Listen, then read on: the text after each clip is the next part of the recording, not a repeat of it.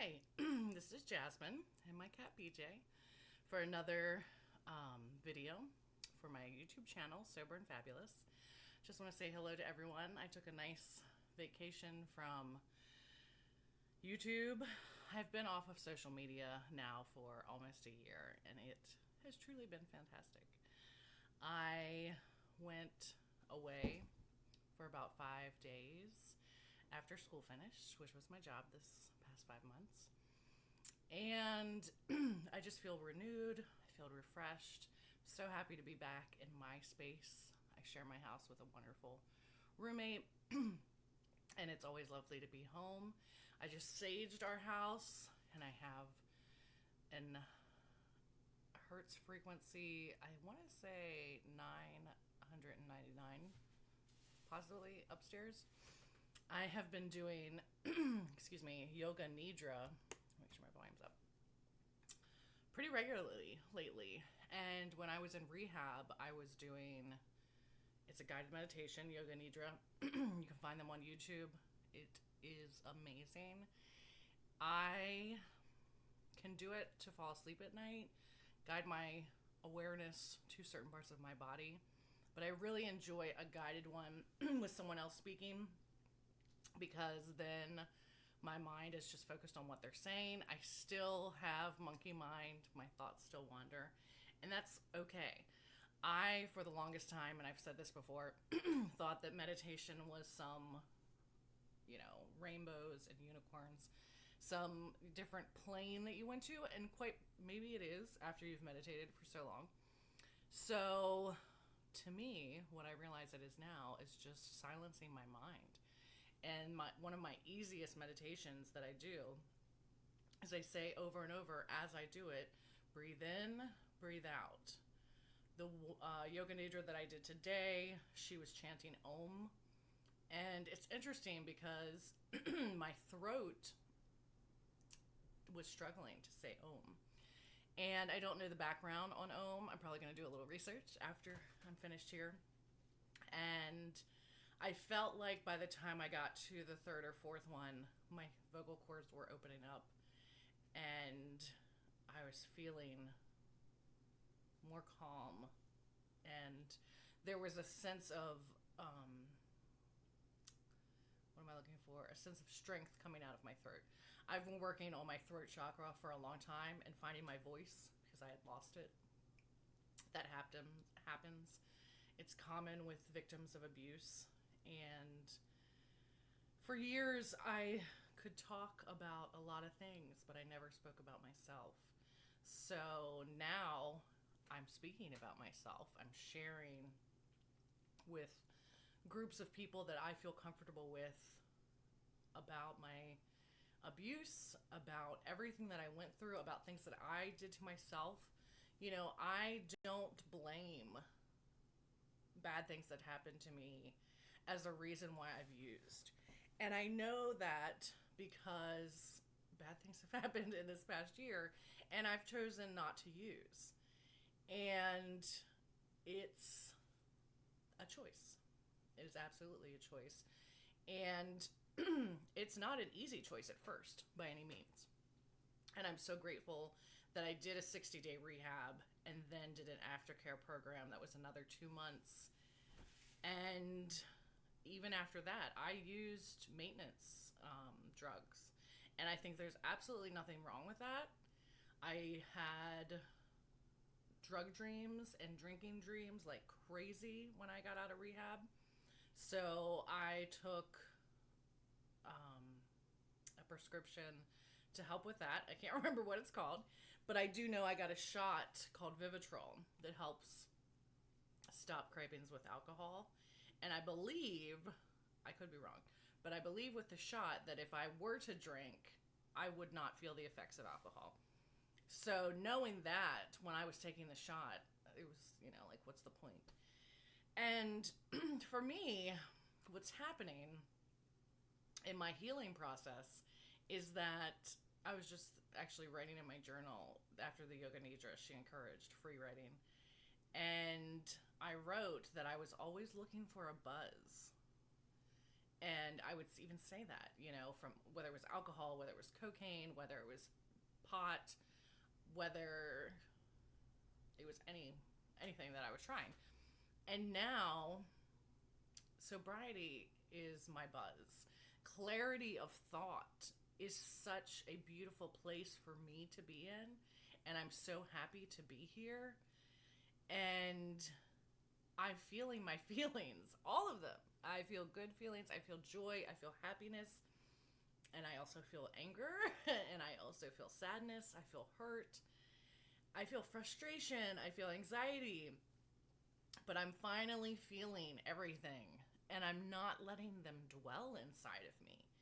And I feel like that's what the drugs were doing to me personally. I can't speak for anyone else, but I feel like they were helping all of the feelings that I had sit inside of me. And so sometimes when I first tried something and I would have a really great feeling, just this feeling of joy or, happiness, that would stay in me too. So there was a confusion, but my depression was so strong and I didn't see a way of overcoming it. I didn't think that I had the power to do it. And I believe I do, but I needed help to get here. I needed therapy. I needed rehab. I had people ask me, "Are you sure that you need rehab?" And I said, absolutely. I questioned so much of it, through it, and I think it was because I was so, it was so unknown to me to be sober and to be vulnerable and to also realize that being vulnerable is not weak. Being vulnerable is actually quite strong. And feeling your feelings, feeling my feelings is very strong. Yes, sir. My kitty is saying hello. And I think he's agreeing with me. So all of these things that I learned in rehab and aftercare, and then now I work with my therapist on them. It's a daily, I work on things every day. And meditation, I decided when school ended and I knew I was going to have some time off that I wanted to get into meditating. I definitely want to get into exercising. I still have issues with my knee. And I will. I want to get my creative energy going. And I paint occasionally. And I was gifted a wonderful easel. And I have paints and I love doing that. I've got flowers going and I just bought some potting soil today. I'm going to work on that later. And writing and reading and just being happy. It's interesting. I was thinking whenever I drive, so I drove to where my mom and my stepdad live. And it's about a 3.5 hour drive each way. And if you hit traffic, it can extend it. So on my drive, I feel like I do a lot of, self-talk, discuss things with myself. I set up goals, kind of debate things. I can have conversations with people that may or may not ever happen. So I was thinking about planning to go somewhere, like next year, like start saving money. Where would I like to go? And I honestly thought that I had all these places that I wanted to travel to, but right now I'm like, I'm kind of content where I am. And not to say that like I don't want to go places or see things, but it was so interesting to me. I was like, what do I want to go to a city? I don't really enjoy the just the overwhelming energies all around me in big cities. There's certainly places that I'd like to see, like but then I was like, well, so I see it. And then what? I don't know. It was just very interesting to me that I've always been like, I need to travel. I need to do this. And I still want to. I absolutely do. I think meeting people when I travel is always quite nice. I don't necessarily want to travel by myself. So that's what I was thinking about. Like, who am I going to travel with? And I think it'll come to me. I'll decide. But I was just so happy to realize that I am so content and where I am right now. I don't want to run anywhere. I don't need a vacation to make me feel better. I don't need to go somewhere and relax because I can relax right here. I do it every day. And it's a beautiful thing. Excuse me. I feel like there's just this beautiful mindset that's been happening. And I'm about to hit my 1 year anniversary for going into rehab, for being sober. And I can't believe that a year has gone by. I feel like it's gone by quickly and slowly at the same time. And at first, like a couple months ago, I was talking to my therapist and I was like, well, it's no big deal. And she was like, Jasmine, yes, it is a big deal. And the only reason that I said it wasn't a big deal is that every day I make the decision to not be sober. And I don't want to put a weight on myself that would cause me to fail.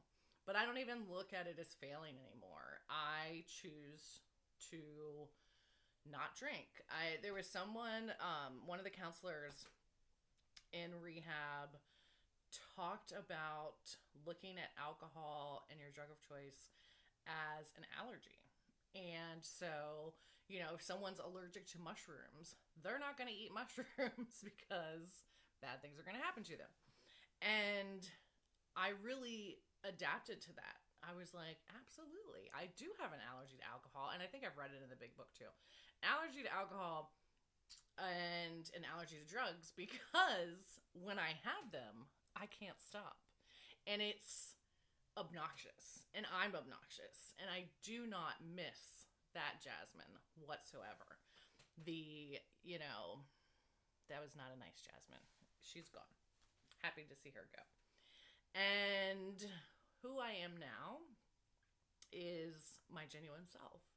And I feel confident in that. I just feel good. And I feel happy. I feel joy. And I'm just excited to be sober. And I had no idea that this was going to happen to me. I absolutely had no idea. And that's why I also call this channel Sober and Fabulous. I have a group of friends that I text pretty regularly.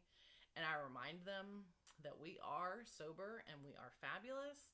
And it's just like right early in the morning as I'm typing it, it inspires me to be sober and fabulous. And I know that when someone gets that text, because they've sent it to me too, it just feels good. It's like, yeah, you're right. I am. And, boosting each other up rather than picking apart people and being nasty to people. I don't want to be that. And the place that I struggle the most is when I'm driving. Other drivers, I'm like still like calling them names. I can't flip people off. I've never been able to do it. I feel it's just so funny. I feel like my mother would see me or my grandmother's in heaven. I cannot flip people off, but I can cuss like a sailor when I'm driving by myself. And I'm a very calm, very cautious driver. So I often laugh at myself, and I do want to work on that. I even thought today when I was coming home, I went and got some fabulous lamps for my roommate, and while I was driving on the interstate, I was like, you're in no rush. You have nothing to do today. Not time scheduled. Like I have things to do, but I don't have a time schedule for anything. So I'm like, why am I pushing 90 on the interstate, which I don't need to do? And why, just chillax, get back at 75 and enjoy the scenery. And that's what I did. And I need to remind myself of that sometimes, enjoying the scenery. And there's beautiful scenery all around, everywhere. And I read that in a book recently about just noticing the small details of beauty. And when I got home and I saw that my marigolds had really sprung to life, that made me so happy. And I can remember growing up, my mom, it's my stepmom, but I call her mom. She would get so excited. She is an amazing gardener, I guess you could say. And she would get so excited over a new sprout or bloom, and we used to tease her, but I totally understand it now. And because it's something I've nurtured and I'm, taking care of. I talk to my plants. I feel that they give very positive energy, as do the beautiful trees around us. I have a little niece that's a tree hugger. I love her dearly for that. And it's such a beautiful thing. I had a great yoga instructor in rehab that talked about gardening, like getting your hands in soil, getting your feet in soil, which is, it's grounding. It's actual grounding. Putting your feet, your bare foot on the ground makes total sense. And is pretty self-explanatory. But it really helps just calm. It's like years ago, I lived in Virginia Beach, and I lived on the side of Virginia Beach where the Chesapeake Bay meets the ocean. So it was very calm water. And I would have a stressful day at work and take my dog on a walk and just put my feet like just a little bit in the water, and just immediately there was like this pool of all of the negativity went away from me. It was all about just being there right then, feeling the lap of the water, watching my dog run around, having the time of his life. And it took me out of dwelling on past, present, all of that, or past and future, and just allowed me to be in the present and to be in the now. And I'm really working on that as well. I read in one of my many books that I'm reading about, what is it? It's about when a thought occurs that I may not necessarily agree with, like if I'm being catty or angry or bitter, and to observe. That's it. I was like, please come back to me. So observing my thoughts and not getting upset over them. And I think that is a really great way to observe behavior as well, and to observe other people's behavior. I feel like that's what's always given me insight. I really did not know that not everyone has insight, and I still believe that we're all capable of it. I feel like if I can do it, that other people can do it. So, being able to put myself in someone else's shoes, and I'm still not going to feel exactly like how they feel, but I can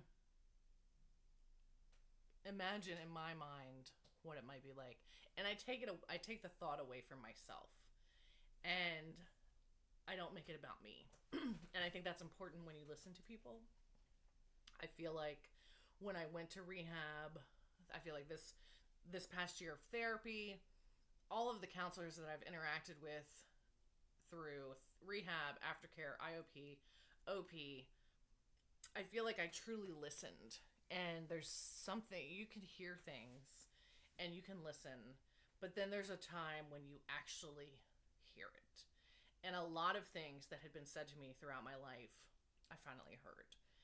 I feel like just talking about loving myself and letting go of what other people think about me, or what I think other people think about me, because that's so often what it is. They may not think that about me, or they might. And I have to remind myself that what matters is what I think about me. I know that I'm a good person. I know that I have flaws, and I love myself, flaws and all. And I've also gone through some major hurt recently. And when I pause, because I might get upset, but that's okay. When I love someone, I love 100%. And I thought all of my life that I needed a significant other. I truly did. And I felt like I wasn't adequate. I felt that I couldn't love myself if someone else wasn't loving me. And for the past 6 years, I had a great love. And I believe that there are more than one great loves in life. I thought this was my one great love, or my final great love. Um, and it wasn't. And it was very hard to make the decision that I had to. And at the same time, in order to show myself respect, in order to show myself love, I had to ask this person to get out of my life. And so it's still a challenge every day. But I also have so many wonderful things in my life. So there's a balance. I allow myself time to be sad and be upset. And I made this decision. I asked this person to go, and they went. So if someone in your life is doing something that, treating you a certain way, or, for me, I was getting sober. I can't be around someone that's not sober. And not everyone has to be sober. I'm not telling the world, hey, go be sober. I'm not doing that by any means. And I never, ever want to be that person. But for me personally, that's what I need right now. And I think I also need some alone time. And they talked about that in rehab. And that you should be single for at least a year. And I truly feel like that's what's possibly happening to me right now. And at the same time, what brought all of this up in my head was I was talking about loving someone and loving their flaws, because I loved him and I loved his flaws and I loved his qualities. And I know that he felt the same way about me. And that's what made me tolerate certain things, though. So there's a fine line between tolerating behavior that you shouldn't and loving yourself and respecting yourself. And it's so hard. I question what I did. Did I do enough? Did I do the right thing? Did I do the wrong thing? And I have to just ask myself those questions. I say it out loud and I release it. And they'll continue to happen. I know they will. I want the best for this person. I truly do. I love this person. And I feel that way about anyone that I love. And so then I started to think about relationships that people have with family, where their behavior and their attitudes may be detrimental to their sobriety. And to have to walk away from that, I think, is even harder, because family's been with you for a very long time. And at the same time, I feel like what I'm just trying to say is that you have to take care of yourself. You have to put yourself first. And it's not easy. No one said it would be easy. No one said life would be easy. I feel like my life has not been easy since I came into this world. And yet, I will be an eternal optimist. I will always see the good things in what has happened. I will see a silver lining. I will find it. I absolutely will. I'm not going to let hardship and heartache cause me to be bitter. I can't do it. It's just not in my being. And I've had people hurt me. I have hurt people. And I want to better myself now. I don't want to come off as being judgmental or I'm better than you. I never ever want to come off that way. I'm here to encourage, to say that yes, you can do it. Yes, I can do it. That I'm a strong, beautiful woman, and that you are a strong, beautiful person watching me. And I truly wish the best for you. I truly want the best for humanity. I absolutely do. And it breaks my heart when I see just unnecessary cruelness and ridiculousness that happens daily. And at the same time, there's absolute beauty and just miracles happening all around us. That warms my heart. And I choose to sit in the light now. I'm not going to sit in darkness, in sadness. What's happened to me happened. And a part of forgiveness and acceptance is realizing that and choosing where I sit daily. And I sit in a very happy place. I am grateful. As I walked around my house and saged my house, I asked that any negative energy please leave, that I attract positive energy and abundance, and I just thank the universe, I thank God for everything that I have. This house being one of them. And I rent, but my roommate owns the house. So, but still, I have shelter, I have food, I have water, the three basic necessities of life. And then I have so much more on top of that. And I have a support system. But I had to cultivate that support system. It doesn't just happen. And I had to work on my cognitive behavioral therapy. That doesn't just happen. And I choose every day. If I'm in a bitter mood or I'm in a just, you know the word, F it mood, if you will. Just caused me a great pause there. I was like, what if my niece or nephew watch this one day? I acknowledge, I observe it, and then I'm like, let's get out of here. Let's go to a place of content and calm. And sometimes I can just do it by thinking about it, but sometimes I actually have to do something. My roommate and I went for a super long walk the other day. That helped change both of our personalities because we were both just bitter about totally two separate things. But he was feeling my bitter energy, I was feeling his. So, physical activity always helps. This yoga nidra that I'm doing, the guided meditations, just get on YouTube and type in yoga, and it's spelled Nidra. All you have to do is type yoga in and it will pop up. It's resting. It's something that I'm doing for myself, and that always makes me feel better. It gets me out of my mind of what ifs and shoulda, coulda, woulda. I don't want to sit in any of that anymore. And I'm so happy to just feel this calmness. And people have always told me that I have a very calm energy. And for years before this past year, I knew that it was there. I knew that I could be very calm. But there was also just this rage inside of me that was sitting in there. And there was this sadness inside of me, and just all of this crazy emotions. And I'm finally releasing them and letting them out. So when people now tell me that I have a calm energy, or I just feel it about myself, I absolutely believe it. I do. And I just wish calmness and contentment into your day.